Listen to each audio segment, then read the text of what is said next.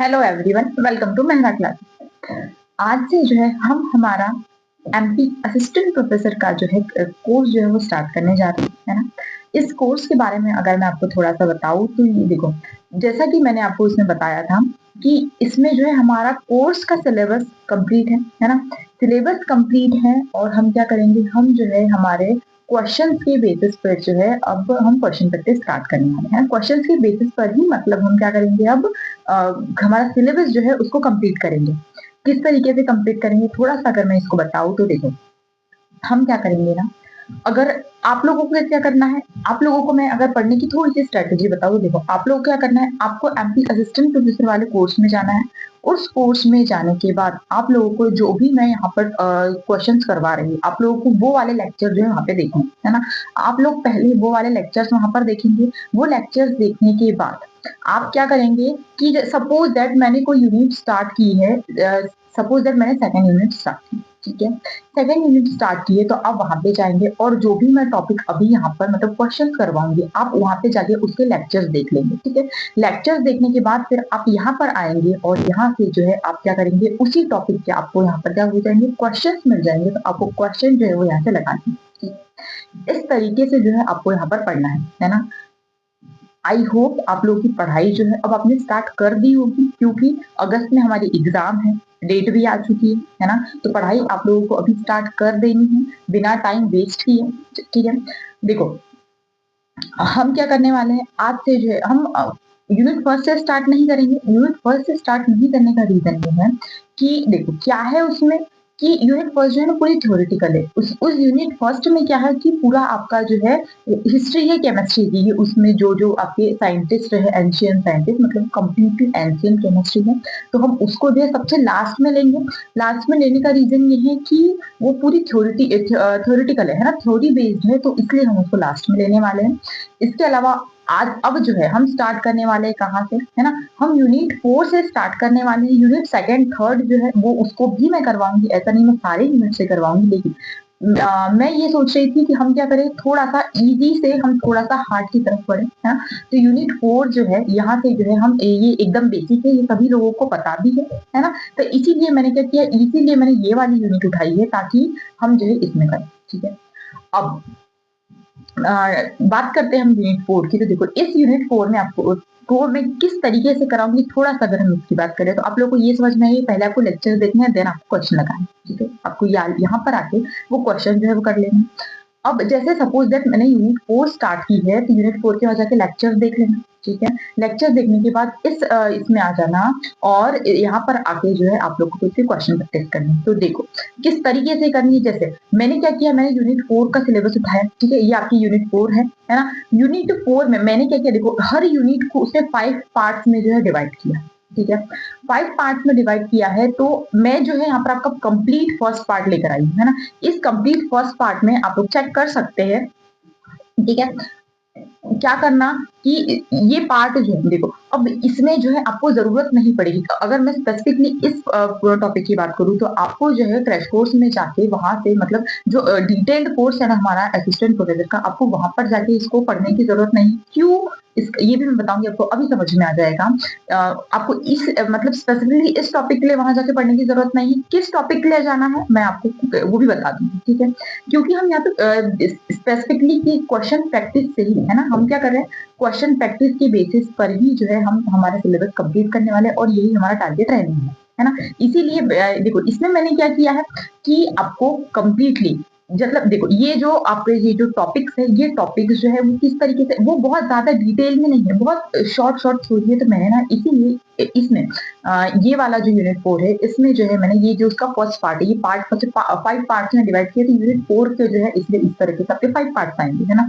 तो ये आपका फर्स्ट पार्ट होने वाला है यूनिट 4 का, और उस फर्स्ट पार्ट में आपको ये जो सिलेबस है कंप्लीट, इस सिलेबस में देखो क्या है, मॉसलेस पीरियोडिक लॉ है, मॉडर्न पीरियोडिक टेबल है ना, long form of periodic table है, बहुत बड़ी स्कीम है, periodic properties of element and chemical period, ठीक है। बहुत बेसिक है, बहुत ज्यादा नहीं है, इसलिए मैंने ना इसमें मैं क्या करूंगी, इस की बात कर रही हूँ मैं। देखो इसमें आपको कंप्लीट पहले मैं पूरा का पूरा वो पढ़ा दूंगी, पूरी थ्योरी पढ़ा दूंगी, एंड देन उसके जस्ट बाद ही हम कहाँ पे आ जाएंगे, आपके क्वेश्चन प्रैक्टिस पर आ जाएंगे, ठीक है। चलिए बिना टाइम वेस्ट किए शुरू करते हैं हमारा फर्स्ट पार्ट। देखो जैसे इसमें फर्स्ट पार्ट है, अच्छा ये बायलिंगुअल है, हिंदी इंग्लिश दोनों में है ना, ये इंग्लिश में है और इसके जस्ट बाद हिंदी में भी है, तो आपको घबराने की कोई बात नहीं, ठीक है। मैंने दोनों लैंग्वेज का बराबर अच्छे से ध्यान रखा है ना, इसलिए आपको चिंता करने की कोई जरूरत नहीं है यहाँ। चलिए बात करते हैं, हमारा फर्स्ट टॉपिक जो था क्या था, मेंडलीव पीरियोडिक, ठीक है। मेंडलीव का जो पीरियोडिक, देखो ये जो पीरियोडिक टेबल है ना हमारी, वो इसके पहले भी बहुत सारे साइंटिस्ट आए थे, अलग अलग साइंटिस्ट आए थे, सबने अपनी अपनी अलग अलग होती, ठीक है। हमारे इसमें जो है वो कहाँ से भी है, हमारे इसमें जो है कहाँ से, देखो थोड़ा सा बात देखो, कहा मोस्ले से दिया उसने मेंडलीव के बारे में भी दिया, उसने सिर्फ मोस्ले के बारे में दिया, मतलब कि आज के टाइम में हमारे मॉडर्न टाइम में जो पीरियोडिक टेबल है ना, हमको उसी को पढ़ना है, लेकिन मैंने फिर भी उससे थोड़ा सा पहले का मेंडलीव का, लेकिन मेंडलीव वाला थोड़ा सा कभी कभी पूछ लिया जाता है, इसलिए मैंने मेंडलीव को इसमें शामिल कर लिया। तो देखो शुरू करते हैं। देखो मेंडलीव ने क्या किया था, मेंडलीव ने 1869 में एक ना पीरियोडिक टेबल जो है अरेंज किया। किस बेसिस पे अरेंज की थी, तो थोड़ा सा इसको सुनना, ये इंक्रीजिंग एटॉमिक मास के बेसिस पर जो है उन्होंने तैयार किया, ठीक है। ये चीज बहुत इंपॉर्टेंट है कि मेंडलीव ने जो पीरियोडिक टेबल अरेंज की थी ना, किसके बेसिस पे की थी, तो वो आपकी एटॉमिक मास के बेसिस पे। उन्होंने जो पीरियोडिक टेबल को अरेंज किया ना, वो पहले किस बेसिस पे था, वो था आपका एटॉमिक मास के बेसिस पे, ठीक है। देखो अब सेकंड पॉइंट क्या है ना, सेकंड पॉइंट है आपका कि ही नोटिस्ड दैट, उन्होंने क्या नोटिस किया कि element with similar chemical properties repeated at regular interval which led to the concepts of periodicity, ठीक है।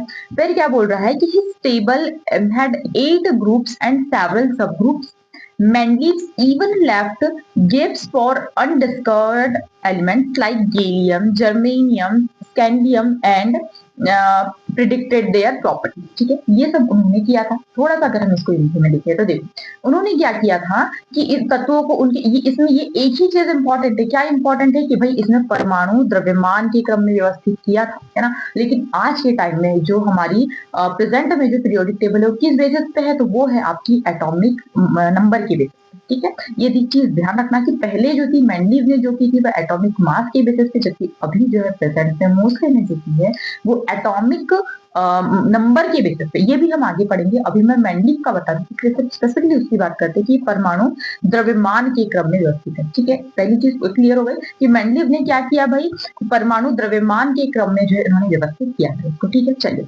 उन्होंने देखा कि समान रासायनिक गुण वाले तत्व नियमित अंतराल पर दोहराए जाते हैं, ठीक है, जिससे आवर्तिता का विचार आया, मतलब पीरियोडिसिटी का जो है उनको विचार आया कि भाई अब ये क्या पीरियोडिसिटी। देखो उन्होंने देखा कि एक रेगुलर इंटरवल के बाद, एक नियमित अंतराल के बाद क्या होता है, जो तत्व होते हैं ना, जो एटम्स होते हैं, वो क्या करते हैं, उनकी प्रॉपर्टीज जो है वो क्या होती है, रिपीट होती जाती, इसी को उन्होंने क्या किया, पीरियोडिसिटी का, ठीक है। चलिए आगे बढ़ते हैं। उनकी तालिका में क्या था, 8 मुख्य समूह है ना, 8 जो है वो क्या थे, ग्रुप्स थे, और कई जो है वो उप समूह और कई जो है वो सब ग्रुप्स, ठीक है।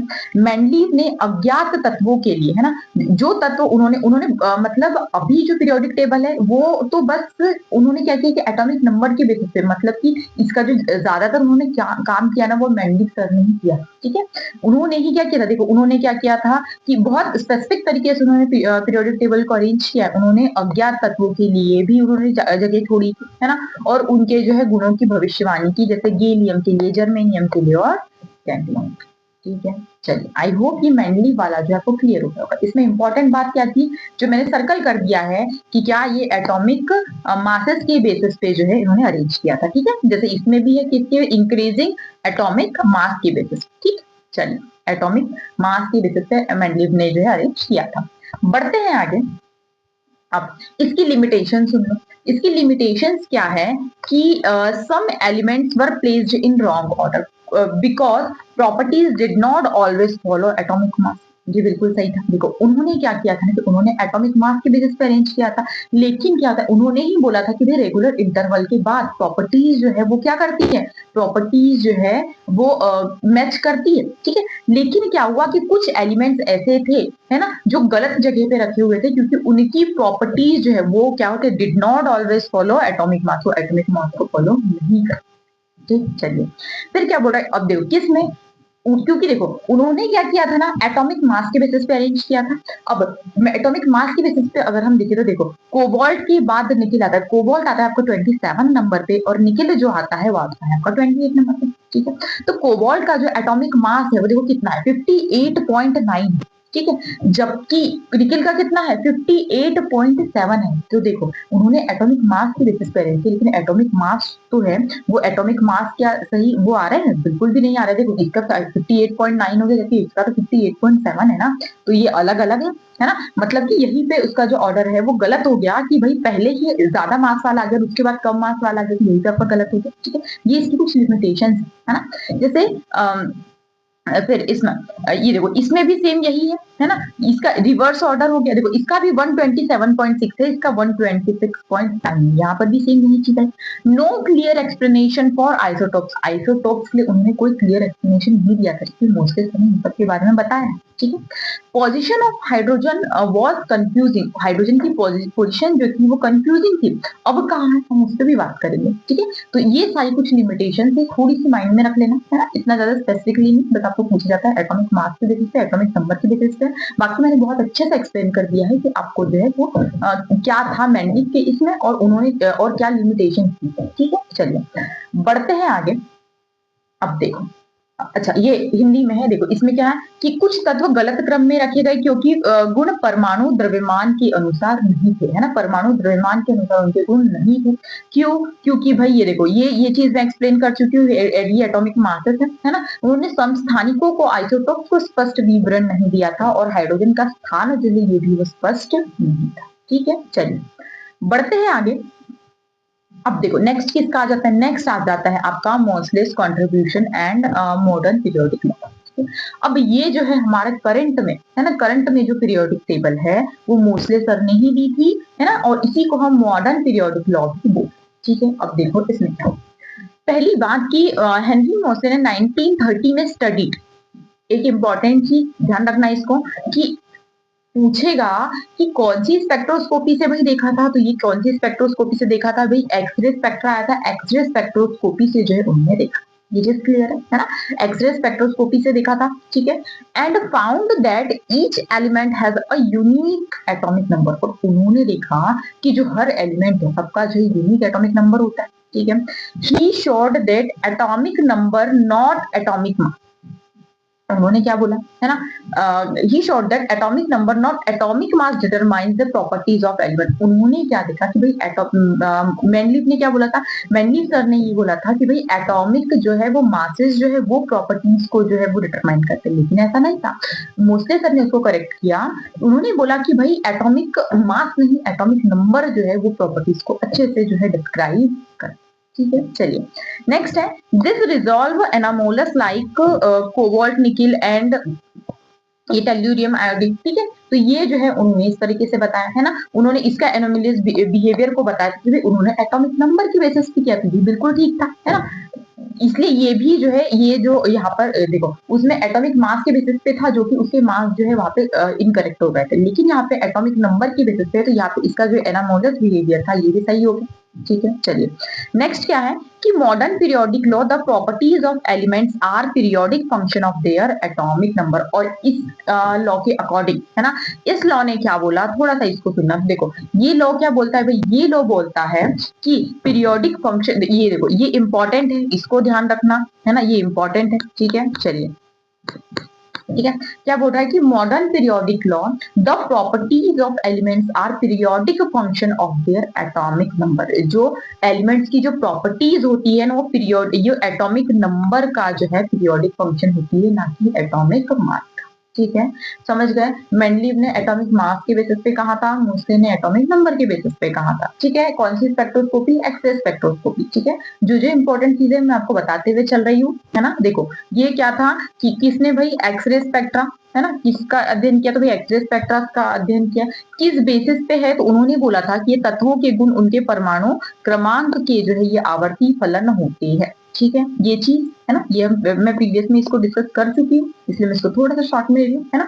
किसके बेसिस पे है भाई, तो ये परमाणु क्रमांक के बेसिस पे है, ना कि परमाणु द्रव्यमान के बेसिस। क्लियर हो गया, चलिए बढ़ते हैं आगे। नेक्स्ट क्या है, चेंजेस मेड एडवांटेजेस। देखो क्या बोला है कि elements are arranged in increasing atomic number. Element जो है वो किस इसमें अरेंज्ड है, वो इंक्रीजिंग एटॉमिक नंबर की वजह से। उन्होंने क्या चेंजेस किए और उससे क्या क्या एडवांटेज हुए, हम ये भी ले सकते। चेंजेस या एडवांटेज को हम कुछ भी ले सकते। देखो उन्होंने क्या किया, elements are arrange in increasing atomic number की बेसिस पे अरेंज किया मोस्टली सर ने। No anomalous like Mendeleev table. Mendeleev sir के टेबल में जो है वो कुछ एनामोलस जो थी वो प्रॉपर्टीज शो हो रही थी, लेकिन इसमें जो है वो नहीं हो रही। ठीक है। हाइड्रोजन प्लेस्ड अप्रोप्रिएटली इन ग्रुप 1। क्यों वहां पे भी इसको रखा, ये भी हम डिस्कस करेंगे। Isotopes do not affect position, और आइसोटोप्स की पोजिशन जो है वो अफेक्ट नहीं होती। देखो रीजन सुनो कि देखो मेंडलीव ने क्या किया था ना, मेंडलीव ने बोला कि भाई एटॉमिक जो है मासेस के बेसिस पे होगा, है ना, लेकिन मोस्टली ने बोला कि एटॉमिक नंबर के। देखो अगर वो एटॉमिक मासेस के ही बेसिस पे होती तो एक एग्जांपल समझो कि जैसे हाइड्रोजन है, हाइड्रोजन के 3 आइसोटोप्स होते, कार्बन के 2 होते, ऐसे अलग अलग जो आइसोटोप्स होते। तो देखो हाइड्रोजन के एग्जांपल से समझो कि देखो इसके 3 है, प्रोटियम, ड्यूटेरियम, ट्रिटियम, 3 है। अगर एटॉमिक मासेस के बेसिस पे होता तो हमको हाइड्रोजन को ही, है ना, 3 बार 3 अलग अलग जगह पे रखना पड़ता। तो क्या ये सही होता? आप खुद ही सोचो कि क्या हम एक ही एलिमेंट को अलग अलग 3 जगह देते तो क्या ये सही होता? ये तो सही नहीं होता ना। इसीलिए मोस्टली सर ने क्या किया, इसको चेंज कर दी। ठीक है। चलिए, अगर आपको ये पॉइंट अगर आपको कहीं पूछा जाए किसी इंटरव्यू में तो भी आप इसको बता सकते हैं कि भाई क्यों क्यों चेंज किया मेंडलीव सर ने इसको, है ना। मेंडलीव सर के टेबल को मोस्टली सर ने क्यों चेंज किया, इसका रीजन क्या है कि भाई एटॉमिक मास के बेसिस पे अगर करते तो क्या सही होता कि हम अलग अलग जगह पे एक ही एटम को रखते? ये तो सही नहीं होता, है ना। इसीलिए जो है हमने इसको मतलब मोस्टली सर ने जो इसको चेंज कर। ठीक है। चलिए देखो क्या क्या बदलाव हुए, उससे क्या क्या लाभ हुए ये देखो। क्या तत्व बढ़ते हुए परमाणु क्रमांक में व्यवस्थित किए गए, पहली पॉइंट। मेंडलीव की तालिका जैसे इसमें विसंगतियां जो थी वो समाप्त हो गई।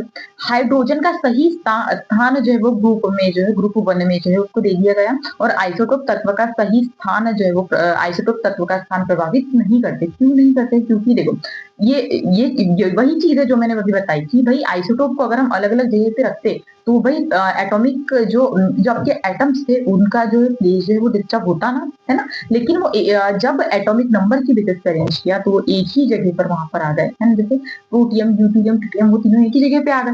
ठीक है। तो इसलिए जो है हमको वहां पे प्लेस की कोई दिक्कत नहीं है। ठीक है। चलिए बढ़ते हैं आगे। देखो अब ये है, अब आज के टाइम में करंट सिनेरियो में आपकी मॉडर्न पीरियोडिक टेबल जो कैसी है और इसका लॉन्ग फॉर्म जो है वो किस तरीके का है। ठीक है। देखो किस तरीके का है। देखो इसमें क्या है कि elements arranged in increasing atomic number. Elements को किस में अरेंज किया गया है? एलिमेंट्स को इंक्रीजिंग एटॉमिक नंबर के बेसिस पर जो है वो अरेंज किया गया है। ठीक है, ये तो आपको पता है। दूसरा क्या है कि भाई इसमें अच्छा इसमें जो है 7 पीरियड्स होते हैं ना, हॉरिजॉन्टल लाइन, मतलब इस तरीके से जो है आपकी 7 पीरियड्स होंगे इसमें, है ना। और इसमें 18 ग्रुप्स होते हैं, इस तरीके से जो है आपके 18 जो है इसमें ग्रुप्स होते हैं। ठीक है। चलिए देखो नेक्स्ट क्या है कि अच्छा इसमें blocks are based on electronic configuration. अब हमने इसको जो पीरियोडिक टेबल को पहली बात कि भाई इसमें 7 जो है वो क्या होते हैं, 7 पीरियड होते हैं और 18 ग्रुप्स होते हैं। और इस पूरे पीरियोडिक टेबल में, है ना, पूरे पीरियोडिक टेबल में हम इसको 4 पार्ट्स में डिवाइड किया, 4 पार्ट्स में, S block, P block, D block, F block. ठीक है। अब ये जो 4 ब्लॉक्स है ये हमने किस बेसिस पे किए गए कि भाई उनका लास्ट इलेक्ट्रॉन जो है वो उस ऑर्बिटल में जाता है। जैसे एस ब्लॉक एलिमेंट क्योंकि उनका लास्ट इलेक्ट्रॉन एस ऑर्बिटल में जाता है। पी का क्यों? क्योंकि उसको लास्ट इलेक्ट्रॉन पी ऑर्बिटल में जाता है। डी का सेम डी में जाता है, मतलब इसीलिए हमने उसको इस तरह से कैरेक्टराइज किया है कि डी ब्लॉक एलिमेंट हमने क्यों कहा, क्योंकि उनका लास्ट इलेक्ट्रॉन उस ऑर्बिटल में जाता है, इसीलिए हमने इसको कहा। ठीक है। चलिए ये रहा इसका इलेक्ट्रॉन। देखो अब एस ब्लॉक क्या होता है, एस ब्लॉक में ग्रुप 1 से 2 होता है, प्लस इसमें हीलियम जो है, हीलियम जो है एस ग्रुप में साइड में नहीं आता। अगर आपको याद हो पीरियोडिक टेबल में, मैं पीरियोडिक टेबल रखना भूल गई। ठीक है। अगर आपको याद हो तो पीरियोडिक टेबल में हम क्या करते हैं, पीरियोडिक टेबल में किस तरीके से होता है आपका हीलियम जो है आपका पी ब्लॉक के ऊपर रखा हुआ होता है, अगर आपको याद होगा तो, है ना। तो इसमें लेकिन वो एस ब्लॉक का ही एलिमेंट है। क्यों? क्योंकि हीलियम का इलेक्ट्रॉनिक कन्फिगरेशन क्या होता है, 1s2, है ना। 1s2 इलेक्ट्रॉनिक कन्फिगरेशन होता है, मतलब इसका लास्ट इलेक्ट्रॉन जो है वो एस ब्लॉक में जाता है। इसलिए हीलियम जो है वो एस ब्लॉक का ही एलिमेंट है, लेकिन रखा उसको पी ब्लॉक के साइड में जाता है, मतलब उसके जस्ट ऊपर। ठीक है। चलिए पी ब्लॉक में कहां से कहां तक, ग्रुप 13 to 18, है ना। डी ब्लॉक में ट्रांजिशन मेटल्स हम इसको बोलते हैं group 3 to 12, and then F block elements lanthanides and actinide जो हमको कहा जाते हैं बिल्कुल पीरियोडिक टेबल है उसके जस्ट नीचे जो है हम इसको रखते हैं। ठीक है, चलिए आई होप ये क्लियर है ना। इस तरीके से देखो क्या है कि भाई किस तरह परमाणु क्रमांक के अनुसार व्यवस्थित किया गया है। पहली चीज इसमें 7 आवर्त और 18 समूह होते हैं। ब्लॉक इलेक्ट्रॉनिक विन्यास पर आधारित है एसपीडीएफ पे। एस ब्लॉक में समूह 1 से 2 इसमें हीलियम है ना। पी ब्लॉक में समूह 13 से 18 है ना। डी ब्लॉक में संक्रमण धातु ग्रुप 3 से 12 और एफ ब्लॉक में लैंथेनाइड्स ऑफ 8। ठीक, चलिए अब बढ़ते हैं आगे। देखो अब इसमें नेक्स्ट था हमारा बोहर-बरी स्कीम है ना। देखो मैं इसको थोड़ा सा स्पीड में इसलिए लेके जा रही हूँ क्योंकि इसमें जो है इतना ज्यादा डिटेल में हमें पढ़ने की चीज नहीं है ना। क्योंकि कोर्स में जो हमने ऑलरेडी करके रखा है लेकिन जितनी नीड है वो मैं आपको जो है एक बोल सकते हैं ना समरी एक निचोड़ जो है मैं आपको इसलिए लिख रही हूँ। ठीक, चलिए देखो अब बोहर-बरी स्कीम क्या है इसका इलेक्ट्रॉनिक कॉन्फ़िगरेशन की देखो explain how electrons are distributed in shell. Electron जो किस तरीके से शेल्स में डिस्ट्रीब्यूट होते हैं। ठीक है ना कि इलेक्ट्रॉनिक ये बोहर-बरी स्कीम ही क्या बताती है कि भाई इलेक्ट्रॉनिक कॉन्फ़िगरेशन है जो किस तरीके से। ठीक है, अब इसके लिए इलेक्ट्रॉनिक कॉन्फ़िगरेशन की आपकी 3 थ्योरी की गई थी। पहली है आपकी अफबाउ थ्योरी, ठीक है ये रही। दूसरी है पाउली थ्योरी एंड तीसरी हर्ट्ज। ठीक है, चलिए अब जो आपकी अफबाउ थ्योरी थी ना इस अफबाउ थ्योरी में देखो क्या होने वाला है ना। इसमें क्या है अफबाउ प्रिंसिपल में कि अफबाउ प्रिंसिपल ने आपको सबसे पहले क्या बताया, इसने बताया कि इलेक्ट्रॉन की फिलिंग जो है वो सबसे पहले किस ऑर्बिटल में होती है। ऑर्बिटल कितने सारे होते हैं है ना 1s 2s 2p 3s 3p 3d and so on ये चलते जाएंगे। ठीक है, इस तरीके से आपके ऑर्बिटल्स होते हैं। तो इलेक्ट्रॉन सबसे पहले किस ऑर्बिटल में भरे जाएंगे, किस ऑर्बिटल में भरे जाएंगे, तो यही बस बताया कि इसने अफबाउ। और ये किस बेसिस पे बताया कि भाई जिसके लिए एनर्जी की वैल्यू सबसे कम होगी ना उसमें इलेक्ट्रॉन सबसे पहले भरे जाएंगे। देखो यही बोल रहा है कि फिर lower to higher energy orbital सबसे पहले इलेक्ट्रॉन किसमें भरे जाएंगे, सबसे पहले इलेक्ट्रॉन जो है वो लोअर एनर्जी ऑर्बिटल में भरे जाएंगे। उसके बाद फिर जैसे जैसे एनर्जी का ऑर्डर बढ़ता जाएगा वैसे वैसे एनर्जी इलेक्ट्रॉन जो है उसमें भरते ही जाएंगे।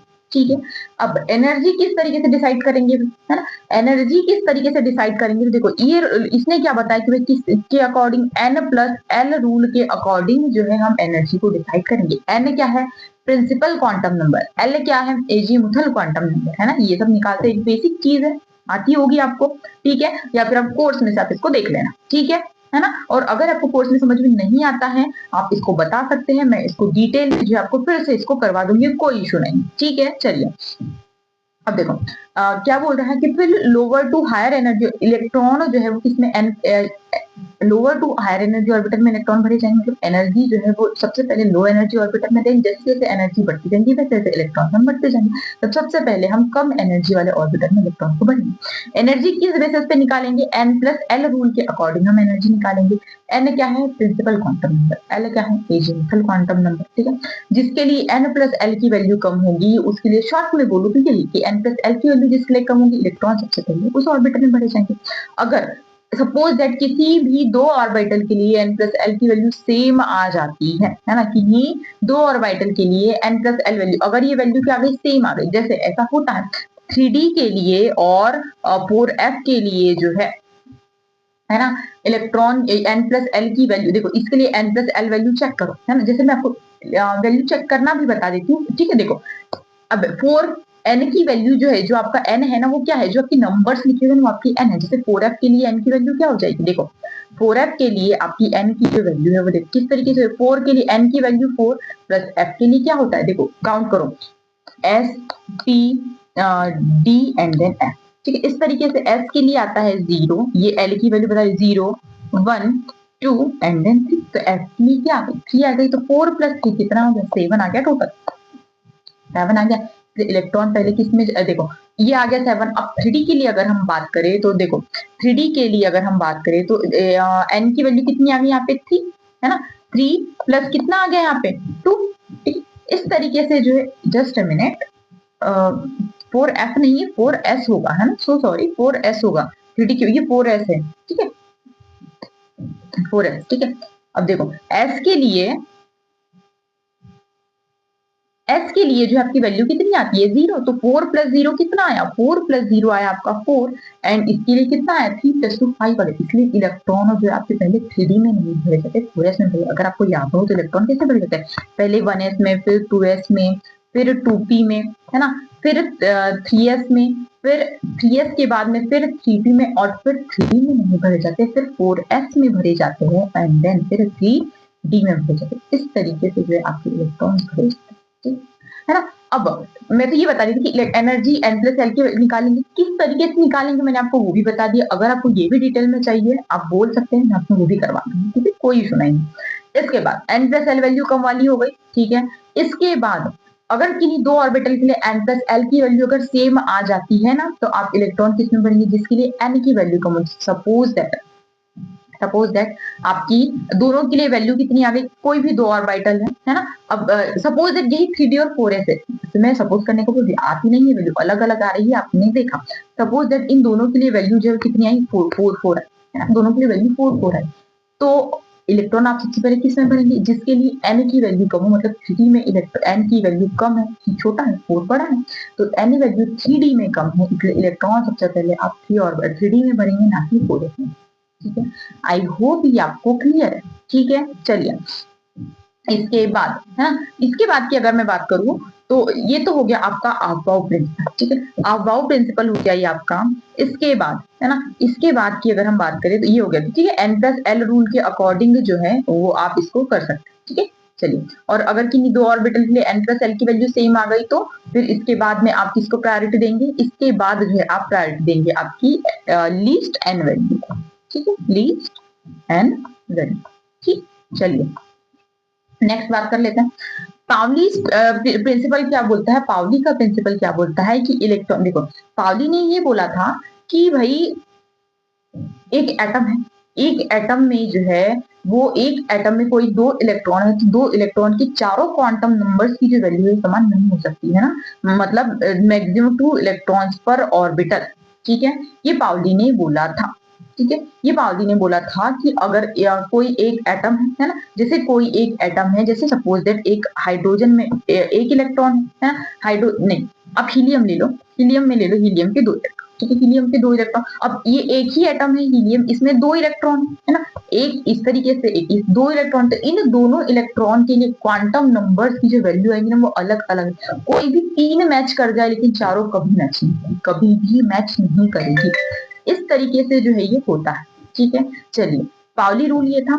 हंस रूल क्या बोलता है, हंस रूल ये बोलता है कि अगर सेम एनर्जी ऑर्बिटल से, जैसे देखो अगर मैंने p वाला ऑर्बिटल बनाया इस तरीके से, तो पहले ये क्या बोलता है कि इलेक्ट्रॉन डीजनरेट ऑर्बिटल, डीजनरेट मतलब सेम एनर्जी वाले, देखो ये तीनों की एनर्जी सेम है ना, पी, ये मैंने p ऑर्बिटल बनाया और तीनों के तीनों ऑर्बिटल की एनर्जी कैसी सेम है, तो तीनों ऑर्बिटल की क्योंकि एनर्जी सेम है ना, देखो ये पाउली रूल के लिए था, ठीक है, ये आपका हंट रूल के लिए, ठीक है। चलिए अब देखो क्या बोल रहा है ये कि तीनों के तीनों ऑर्बिटल की एनर्जी सेम है, तो इलेक्ट्रॉन जो है वो पेयरिंग इसमें तब तक नहीं होती जब तक उसमें एक एक इलेक्ट्रॉन ना होते। देखो अब हम इलेक्ट्रॉन की पेयरिंग किस तरीके से करते हैं, हम करते हैं पहले इलेक्ट्रॉन यहाँ जाएंगे, इसके बाद हम डायरेक्ट पेयरिंग तो नहीं कर देते, पहले हम सेकंड वाले ऑर्बिटल में भरते, उसके बाद हम थर्ड ऑर्बिटल में भरते हैं। मतलब कि एग्जांपल से समझो कि जैसे सपोज दैट एक घर में तीन भाई है ना, तीन भाई है और जो है उनको जो है मम्मी खाना बना रही है, उनको रोटी दे रही है, तो पहले एक को मिलेगी देन दूसरे को देन तीसरे को, ऐसा होगा कि पहले जो है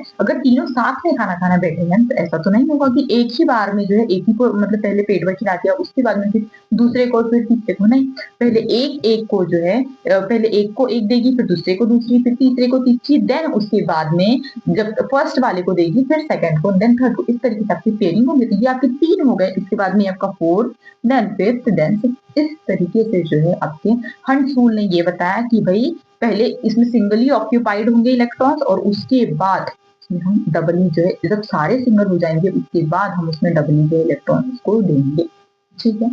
आई होप ये भी आपको क्लियरली समझ में आ गया, ठीक है। चलिए अब एक nth शेल में, ये एक इंपॉर्टेंट पॉइंट है, इसको याद रखना कि nth शेल में कितने नंबर ऑफ इलेक्ट्रॉन्स हो सकते हैं, है ना, कितने इलेक्ट्रॉन्स होते हैं 2n², मतलब कि आपकी शेल से n = 1 शेल के लिए 2n² में कितने इलेक्ट्रॉन्स होंगे तो देखो n की वैल्यू यहाँ पे आ गई 1, तो कितने इलेक्ट्रॉन्स होंगे, मैक्सिमम 2। अगर n की वैल्यू 2 आ गई मतलब कि l शेल के लिए है, l के लिए कितने इलेक्ट्रॉन्स, तो n की वैल्यू पे 2 हो जाएगी, तो कितना हो जाएगा, 2 2 जा 4, 4 2 जा कितना हो जाएगा, 8 जो है इलेक्ट्रॉन्स इसमें आ जाएंगे। ठीक है, आई होप ये आपको अच्छे समझ में आ गया। ठीक है, चलिए बोहरबरी ने इस तरीके से बताया था।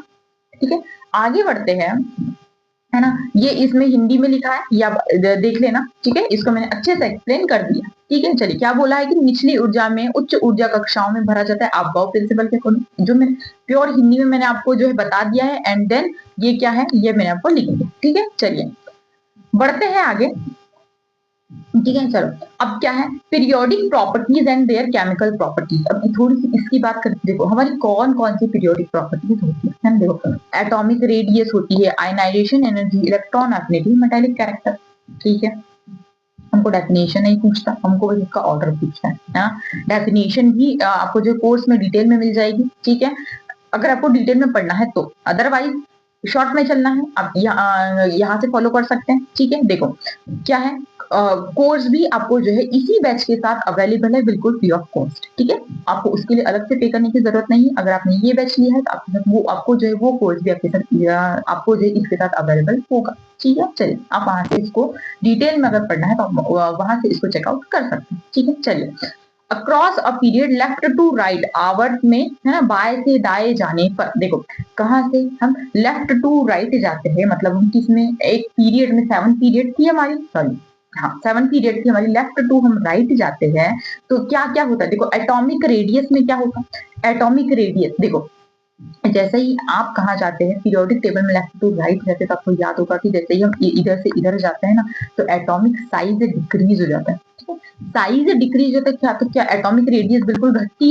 है ना, एटॉमिक रेडियस क्या हो जाती है, वहां पर घट जाती है, डिक्रीज हो जाती है। ठीक है, चलिए आयनाइजेशन एनर्जी क्या होता है, शॉर्ट में डेफिनेशन बताओ। देखो आयनाइजेशन एनर्जी क्या होता है कि कोई एक एटम है, इसमें से हमको यहाँ पे कोई इलेक्ट्रॉन है। ठीक है, तो ये इस इलेक्ट्रॉन को हमको यहाँ से निकालना है, रिमूव करना है, तो उसको रिमूव करने के लिए जो भी एनर्जी में रिक्वायर्ड होगी उसको हम आयोनाइजेशन एनर्जी हम उसको बोलते हैं। ठीक है, कि कोई एटम है, आइसोलेटेड गैसेस एटम है, उसमें से हमको इलेक्ट्रॉन अगर निकालना है तो जितनी एनर्जी हमको रिक्वायर्ड होगी ना उसी को हम आयोनाइजेशन एनर्जी कहते हैं। अब देखो सोचो इस बात को कि अगर एलिमेंट बहुत छोटा है, एलिमेंट जितना छोटा होगा, सपोज करो फ्लोरीन हमारी पीरियोडिक टेबल का सबसे मोस्ट इलेक्ट्रोनेगेटिव एलिमेंट और सबसे छोटा एलिमेंट यही होता। तो देखो फ्लोरीन सबसे छोटा है, अब उसमें से इलेक्ट्रॉन, क्योंकि मोस्ट इलेक्ट्रोनेगेटिव एलिमेंट है तो उसमें से इलेक्ट्रॉन निकालना क्या इजी होगा, इजी तो नहीं होगा। क्यों, क्योंकि भाई वो इलेक्ट्रॉन को इजीली छोड़ेगा ही नहीं, है ना, ये छोटा इलेक्ट्रॉन को इजीली छोड़ेगा ही नहीं। इसीलिए जैसे ही हम लेफ्ट टू राइट जाते हैं मतलब हमें उसमें से इलेक्ट्रॉन निकालने के लिए बहुत ज्यादा एनर्जी की जरूरत होगी, तो इसीलिए हम पीरियोडिक टेबल में जैसे हम लेफ्ट टू राइट जाते हैं ताकि आयनाइजेशन एनर्जी जो है क्या होती है, इंक्रीज हो जाती है। ठीक है, चलिए नेक्स्ट क्या है, इलेक्ट्रॉन एफिनिटी का ऑर्डर, है ना, इलेक्ट्रॉन एफिनिटी का ऑर्डर क्या है कि जैसे ही एफिनिटी मतलब अब हमको कोई वो एटम है ना, सेम यही एटम है, अब इस बार हम इलेक्ट्रॉन को निकाल नहीं रहे, है ना, इस बार हम इलेक्ट्रॉन को जैसे मैं देखो ये एक आपका एटम है, इस एटम में आपको इलेक्ट्रॉन को यहाँ पर देना है, निकालना नहीं है, देना है, इसको हम बोलते हैं electron affinity. Isolated gaseous atom में एक इलेक्ट्रॉन को देने के लिए जो भी एनर्जी रिक्वायर्ड होती है ना उसको हम बोलते हैं इलेक्ट्रॉन एफिनिटी। ठीक है, इसको हम इलेक्ट्रॉन एफिनिटी बोलते हैं। तो देखो ये भी इंक्रीज होती है पीरियोडिक टेबल में लेफ्ट टू राइट, क्यों, क्योंकि देखो फ्लोरीन छोटा है ना, छोटा एलिमेंट है तो क्या वो आसानी से इलेक्ट्रॉन को ले लेगा, नहीं वो तो नहीं लेगा। क्यों, क्योंकि भाई ऑलरेडी इलेक्ट्रोनेगेटिव एलिमेंट है, उसमें हम ऑलरेडी इलेक्ट्रॉन दे रहे हैं तो उसमें इलेक्ट्रॉन इलेक्ट्रॉन रिपल्शन होगा और रिपल्शन के कारण वो उसमें ज्यादा एनर्जी रिक्वायर्ड होगी, इसीलिए हम लेफ्ट टू राइट जाते हैं तो एटॉम आपका इलेक्ट्रॉन एफिनिटी का ऑर्डर जो है वो क्या होता है, वो आपका इंक्रीज होता है। ठीक है, ये बहुत शॉर्ट में लिखा है, मैंने आपको एक्सप्लेन भी कर रही हूँ। ठीक है, मेटालिक कैरेक्टर की बात करते हैं, पीरियोडिक टेबल में लेफ्ट टू राइट जाना है ना, मेटालिक कैरेक्टर जो है वो आपको डिक्रीज रहता है। अगर आपको याद हो तो देखो सबसे पहले एस ब्लॉक में हमारी मेटल्स होती है ना, एस ब्लॉक में मेटल्स होती है, फिर बीच में ट्रांजिशन एलिमेंट्स होती है, एंड देन इधर जो है आपकी जो है वो कौन पी ब्लॉक एलिमेंट मतलब मोस्टली गैसेस होती है ना। तो मतलब यहाँ से हमको समझ में आ रहा है कि जैसे हम पीरियोडिक टेबल में लेफ्ट टू राइट जा रहे हैं ना तो हमारा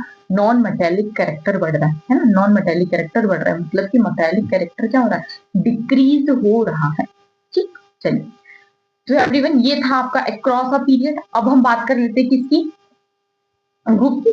ठीक है, डाउन द ग्रुप जाने पर टॉप टू बॉटम अगर हम गए तो क्या चेंजेस इसमें आते हैं। देखो एटॉमिक रेडियस सबको मालूम कि जैसे ही हम periodic table left to right जाते हैं तो एटॉमिक नंबर बढ़ता है, एटॉमिक नंबर बढ़ता है तो सिंपल सी बात है रेडियस जो है उसमें बढ़नी। ठीक, चलिए। आयनाइजेशन एनर्जी की बात करें तो देखो एलिमेंट क्योंकि उसका साइज बढ़ रहा है ना, जैसे ही हम टॉप टू बॉटम जा रहे हैं तो साइज क्या हो रहा है, आपका साइज जो है वो आपका इंक्रीज, राइट। साइज क्योंकि इंक्रीज हो रहा है तो क्योंकि साइज बड़ा होगा तो उसमें से इलेक्ट्रॉन निकालना तो कितना इजी होगा भाई, वो इजीली डोनेट कर देगा इलेक्ट्रॉन, तो इसलिए आयनाइजेशन एनर्जी की वैल्यू क्या हो जाएगी, डिक्रीज हो जाएगी। इलेक्ट्रॉन एफिनिटी की बात करें तो इलेक्ट्रॉन एफिनिटी सेम नहीं कि भाई वो इलेक्ट्रॉन क्यों लेगा, वो तो इजीली जो है इलेक्ट्रॉन को दे देगा, है ना, वो क्यों लेगा, तो भाई अगर उनको उसको देना है तो इसमें ऑब्वियस सी बात है, मतलब वो क्या करेगा, देखो सिंपल सी बात है, इलेक्ट्रॉन एफिनिटी है ना, इलेक्ट्रॉन एफिनिटी का ऑर्डर भी डिक्रीज हो जाएगा। क्यों ऑर्डर डिक्रीज हो जाएगा, क्योंकि भाई उसका साइज बड़ा है तो इसमें कोई अट्रैक्शन तो होगा नहीं, तो इजीली जो है वो इलेक्ट्रॉन को ले भी लेगा, तभी इलेक्ट्रॉन एफिनिटी का ऑर्डर जो है वो क्या हो जाएगा, डिक्रीज हो जाएगा। ठीक, चलिए।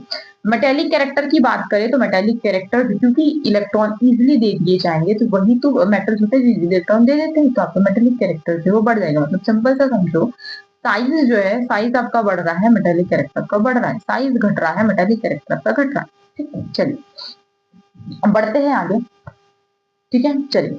सो एवरीवन ये थे हमारे आज का टॉपिक। ठीक है, इसके बाद देखो, इसके बाद जो है मैंने क्या किया है, मैंने इस पर अब इससे रिलेटेड जो भी आपके कॉन्सेप्ट है ना, मैंने बहुत सारे क्वेश्चन, मतलब कि ये तो हमने शॉर्ट में पढ़ा है ना, शॉर्ट में पढ़ा क्योंकि हमको पढ़ना हमको क्वेश्चन के ही बेसिस पे था, लेकिन मैंने ताकि आपका थोड़ा सा क्विकली रिवीजन हो जाए तो मैंने रिवीजन के लिए मैंने क्या किया कि थोड़ी सी थ्योरी मैंने ऐड कर ली ताकि आपको जो है ज्यादा प्रॉब्लम ना जाए। ठीक है, तो देखो क्या होगा इसमें, ये देखो मैं अभी इस तरीके से इसमें आपको क्वेश्चन लिखे हुए हैं ना, क्वेश्चन लिखे हुए हैं। अब इस क्वेश्चन के बेसिस पे जो है आप लोग को जो है क्या करना है, मैं आपको पूरा का पूरा कॉन्सेप्ट जो है वहीं पे क्लियर करवा दूंगी। मतलब कम से कम इसमें हम हर टॉपिक से मोर देन 100 क्वेश्चन हम करेंगे जितने ज्यादा क्वेश्चन बन सकते हैं, मतलब कि इतने क्वेश्चन जिससे आपका टॉपिक जो है वो कम्प्लीटली कवर हो जाए, है ना, कम्प्लीटली कवर हो जाए। इतने टॉपिक जो है मतलब इतने क्वेश्चन जो है हम करने ही हैं ताकि आपको पूरा A to Z topic complete हो जाए। ये तो अगर जरूरत पड़ेगी तो मैं जैसे मैंने इस लेक्चर में जो है आपको वो थ्योरी ली है, मैं बाकी के भी लेक्चर्स हैं, मतलब जिन जिन में जरूरत पड़ेगी उनमें भी थ्योरी लेक्चर्स लूंगी। ठीक है, ऐसा नहीं मैं थ्योरी लेक्चर्स नहीं लूंगी, मैं थ्योरी लेक्चर्स भी लूंगी, लेकिन वो डिपेंड करेगा कि भाई उसमें कितनी नीड है ना। जैसे इसमें क्या था, मेनली मोस्टली ये जो है वो बहुत बेसिक है, इसमें जो है हमको इजीली कहीं पे अवेलेबल नहीं होता। ठीक है, अगर आप मुझे उन लेक्चर्स के भी मतलब आपको जिनकी नीड होगी आप उनके लिए भी थ्योरी लेक्चर्स लेने का बोलेंगे, मैं आपको वो भी अवेलेबल करवा दूंगी, मैं वो भी ले लूंगी। ठीक है, बाकी आपको डिटेल में कोर्स जो है वो वहाँ पे अवेलेबल है, तो आप वहां से यूनिट 4 से स्टार्ट कीजिएगा। ठीक है, यूनिट 4 से स्टार्ट कीजिएगा और यूनिट 4 जैसे ही आपकी वहां से फिनिश हो जाती है उसके बाद है ना आप यहाँ पर आ जाइए। तो फर्स्ट पार्ट के जो है फर्स्ट पार्ट की थ्योरी हमने कंप्लीट कर ली है। थ्योरी कंप्लीट करने के बाद अब जो 1-2 लेक्चर्स होंगे हमारे, जब तक भी हमारे क्वेश्चन बहुत सारे क्वेश्चन है ना, बहुत सारे क्वेश्चन है।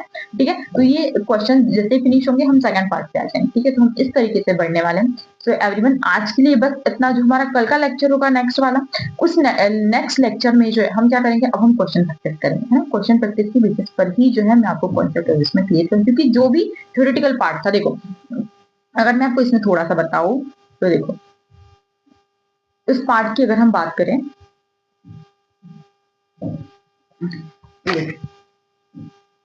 मोस्टली पीरियोडिक लॉ हमने कंप्लीट कर लिया, मॉडर्न पीरियोडिक टेबल कंप्लीट कर लिया, long form of periodic table ये भी देख लिया, बोहर बरी स्कीम ये भी देख ली, and periodic properties of elements and chemical periodicity हमने ये भी देख लिया। मतलब पूरा सिलेबस हमने थ्योरेटिकली कंप्लीट कर शॉर्ट में कंप्लीट किया है। नॉट ये नहीं बोल रही मैं कि डिटेल में लिया, शॉर्ट में लिया है, इतनी ही हमें नीड थी, है ना, इतनी ही हमें नीड थी। नेक्स्ट जो लेक्चर होगा वो बहुत एक्साइटिंग होने वाला है। आप ये जो हमने स्टोरी पढ़ी है उसको एक बार जो है वो क्विक रिविजन कर लेना। ठीक है, ताकि जो हमारा नेक्स्ट लेक्चर होगा उसमें हम जो बहुत अच्छे से क्वेश्चन प्रैक्टिस कर लें। ठीक है, so everyone till then keep learning and thank you so much for your attention. मिलते हैं अपने नेक्स्ट लेक्चर में जिसमें हम बहुत सारे क्वेश्चन प्रैक्टिस करने वाली है और डेफिनेटली आपको सारे के सारे क्वेश्चन कर पाए। So thank you so much, मिलते हैं नेक्स्ट लेक्चर में, तब तक के लिए बाय बाय, टेक केयर।